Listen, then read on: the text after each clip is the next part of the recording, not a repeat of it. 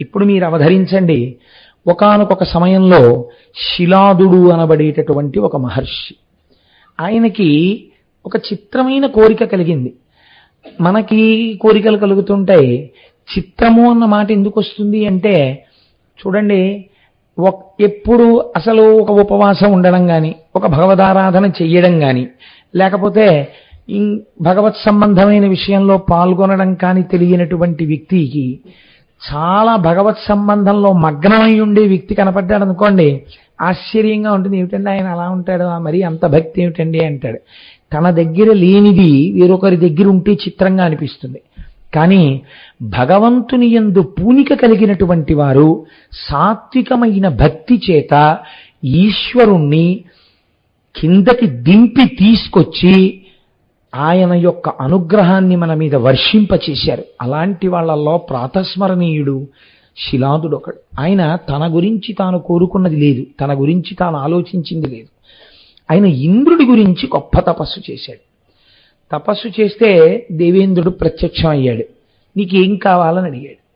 అడిగితే ఆయన అన్నాడు, సాధారణంగా ఎవరైనా ఏం అడగాలి, నా కొడుకు కావాలని అడుగుతాడు. ఆయన అన్నాడు, అయోని సంభవుడైన కుమారుడు, చిరంజీవి అయిన కుమారుడు, పరమభక్తుడైన కుమారుడు నాకు కావాలన్నాడు. మీరు అసలు ఆ చిత్రం చూడండి, నాకు కొడుకు కావాలంటాడు ఎవడైనా. ఆయన అన్నాడు అయోని సంభవుడై ఉండాలన్నాడు. అంటే తన కొడుక అంటే తన కొడుకు కాడు, అయోని సంభవుడు కదా, కాబట్టి తన భార్య యందు జన్మించే అవకాశం ఉండదు. అది ఎంత త్యాగం అండి నిజంగా. అసలు ఆ భార్య ఒప్పుకోవద్దు. ఇంత తపస్సు చేసి తమకి కుమారుడు కావాలని అడగలేదు, ఒక అయోని సంభవుడు కావాలి. అలాంటి వాళ్ళండి లోకానికి యుగ యుగముల వరకు వెలుతురు ప్రసరింపచేశారు. వాళ్ళు ప్రాతస్మరణీయులు, వాళ్ళు నమస్కారము చేయబడడానికి యోగ్యులు. అందుకే వాళ్ళని తలుచుకుంటే పాపాలు పోతాయి. అటువంటి అయోని సంభవుడు పరమభక్తుడై ఉండాలి, ఆయన చిరంజీవి అయి ఉండాలి. కొంతకాలం ఉండి కొంతకాలానికి వెళ్ళిపోవడం కుదరదు. అటువంటి కుమారుడు నాకు కలుగుగాక అని అడిగాడు. అడిగితే దేవేంద్రుడు నాలాగే ఓసారి తలకాయ గోక్కునన్నాడు, ఇలాంటి కోరిక నా గురించి తపస్సు చేసి ఎవ్వరూ అడగలేదు. ఇది నాకున్న సమర్థత చేత నేను ఇయ్యగలిగినది కాదు. ఎందుచేతనంటే ఇంద్రత్వం అనేది కూడా ఒక పదవి. ఈ పదవి కొంతకాలం ఉండి వెళ్ళిపోతుంది. నా పదవే తాత్కాలికం, నేను తాత్కాలికం. ఇంద్ర పదవి వెళ్ళిపోయిందంటే ఇంద్రుడు వెళ్ళిపోతాడు, కొత్త ఇంద్రుడు వచ్చేస్తాడు ఆ పదవిలోకి. నాకే లేదు చిరంజీవిత్వం, నాకే లేదు శాశ్వతత్వం, నేను ఇంకోళ్ళకేమి ఇవ్వగలను? తాను వెలిగే దీపం అయితే కదా ఇంకో దీపాన్ని వెలిగించగలదు. తనకి విషయం తెలిస్తే కదా ఇంకొకళ్ళకి చెప్పడం, తనకి శక్తి ఉంటే కదా ఇంకొకళ్ళని రక్షించడం. ఇది నా గురించి తపస్సు చేసి ఎందుకు అడిగావు? నేను ఇవ్వగలని ఎలా అనుకున్నావు? నేను ఇవ్వలేను, కానీ ఇది నా సమర్థత కాదు, కానీ ఇంత తప్పించావు కనుక ఇది ఇవ్వగలిగిన వాడిని చూపిస్తాను. ఇలా ఇవ్వగలిగిన వాడెవరో తెలుసా? ఇది చాలా లోక విరుద్ధమైన విషయాన్ని నువ్వు అడుగుతున్నావు. ఇది ఇవ్వగలిగిన వాడు పరమశివుడు ఒక్కడే ఇవ్వగలడు. కాబట్టి నువ్వు ఆ శంకరుడి గురించి తప్పించు అన్నాడు. చిత్రం ఏమిటంటే, పోన్లేండి ఇంకా అంత దూరం అయితే మళ్ళీ శివుడి గురించి తపస్సు చేసి ఇవన్నీ జరిగే పనిలో జరగని పనిలో పోయి మీరేమి ఇవ్వగలరని అడగాలి కదండి. మనమైతే అలా అడుగుతాం, ఆయన అలా అనలేదు, అలాగే అన్నాడు. ఈ పూనికండే, ఈ ధృతి, ఈ పట్టుదల, ఈ శక్తి లోకంలో అద్భుతాలు సృష్టించింది. నాకు తరచూ అనిపిస్తుంటుంది, మన పౌరాణిక వాంగ్మయం ఇవాళ ఏ స్థాయికి వెళ్ళిపోయిందంటే, పురాణంలో నుంచి ఏదైనా ఒక కథ వినడము అంటే ఏ పని పాడు లేనివాడు, జీవితంలో ఇంకా కేవలము మృత్యువు కొరకు ఎదురు చూడడం తప్ప వేరొక వ్యాపకం లేనివాడు, వాడి కొరకు మాత్రమే నిర్దేశింపబడినది అనేటటువంటి ఒక తప్పు అపోహ ఇవాళ కలి ప్రభావం చేత మన యందు కలిగింది.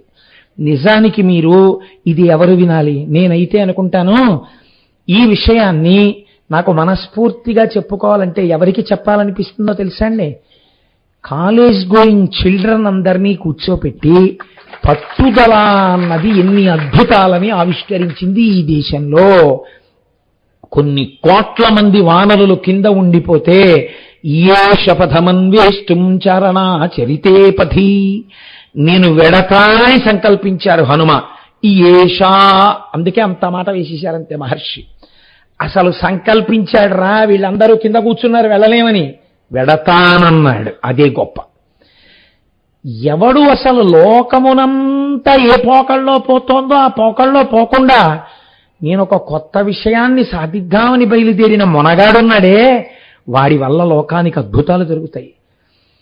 తను నిద్రపోవాలన్న విషయం, తన అన్నం తినాలని విషయం, తను కాఫీ తాగాలన్న విషయం మర్చిపోయారు అబ్దుల్ కలాం గారు. ప్రొఫెసర్ పిలిచి నువ్వు 7 రోజులలో ఈ ప్రాజెక్ట్ ఇవ్వాలి అంటే ఆయన మర్చిపోయారు. మర్చిపోతే అటెండెంట్ ఆయనకి జ్ఞాపకం చేశాడు, మీరు కాఫీ తాగలేదు, మీరు అన్నం తినలేదు అని. ఈ పట్టుదల ఇవాళ భారతదేశ రక్షణ సామర్థ్యమునందు కొత్త కొత్త ఉపగ్రహ సృష్టికర్తయ్యి వీరు వారు అని లేకుండా అందరి చేత గౌరవింపబడగలిగినటువంటి ఒక మహోన్నత సంస్కారిని తీర్చిదిద్దింది రాష్ట్రపతిగా. అందుకే చూడండి, ఈ సంకల్ప బలం పిల్లల్లో చేర్చాలనో ఏమిటో ఆయన తాపత్రయం. ఎక్కడికొచ్చినా ఆయన పిల్లలతో మాట్లాడడానికి ఇష్టపడతారు. నాకు తెలిసి సర్వేపల్లి రాధాకృష్ణన్ గారి తర్వాత అంతలా పిల్లలకి చేరుకై మాట్లాడడానికి ఇష్టపడేటటువంటి గురుస్వరూపం అబ్దుల్ కలాం గారు. మహనీయుడే, వారిని స్మరించడమే సంతోషం.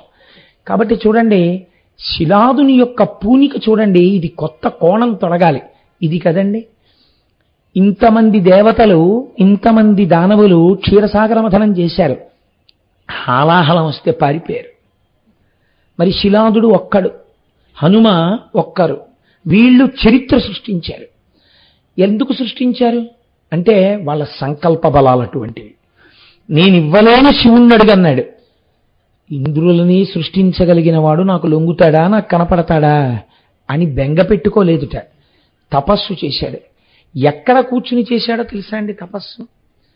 వజ్రముల వంటి పళ్ళు కలిగినటువంటి పురుగులు ఎక్కువగా ఉండే ప్రాంతంలో కూర్చుని తపస్సు మొదలెట్టాడు. అంటే మనస్సు అంతర్ముఖం అవదు. ఎందుకు అవదు? వాటికి ఒక లక్షణం ఉంటుంది. నిశ్శబ్దంగా కూర్చుంటే చుట్టూ చేరి తమ వజ్రముల వంటి దంతములతో కొరుక్కు తినేస్తాయి శరీరాన్ని. కాబట్టి కూర్చోగానే దోమలు ఎక్కువగా ఉంటేనే సంధ్యావందనం కుదరదు. అలాంటి పురుగుల మధ్యలో కూర్చుని ఇంకా ధ్యానం ఏమిటండి, తపస్సు ఏమిటి? కానీ ఆయన సంకల్ప బలం చూడండి, తనకి తాను పరీక్ష పెట్టుకున్నాడు. అక్కడ కూర్చుని తపస్సు మొదలెడితే కొద్ది కాలం అయ్యేటప్పటికీ శిలాదుడు అనబడేటటువంటి రూపం అక్కడ లేదు, అస్థిపంజరం ఒకటే ఉందంతే. అంటే మిగిలినటువంటివన్నిటినీ తినేసాయి పురుగులు. ఎముకలు తప్ప అన్నీ తినేస్తే మహానుభావుడు పళనిలో ఉన్నటువంటి సుబ్రహ్మణ్యేశ్వర స్వామి వారి తొడ కింద గోరు పెట్టి గీరేవారట. గీరితే చిన్న ముద్దలా వచ్చేది. ఆ ముద్ద రాస్తే కుష్ఠరోగం పోయేది. మొన్న నాకు ఎవరు మన వేలుగురి స్వామి చెప్తున్నారు, అదే మందు. దక్షిణ భారతదేశంలో ఒకప్పుడు కుష్ఠరోగం వస్తే పళని సుబ్రహ్మణ్యేశ్వర స్వామి వారి దగ్గరికి వెళ్ళడం, తొడ కింద గీరి మందు తెచ్చుకోవడం.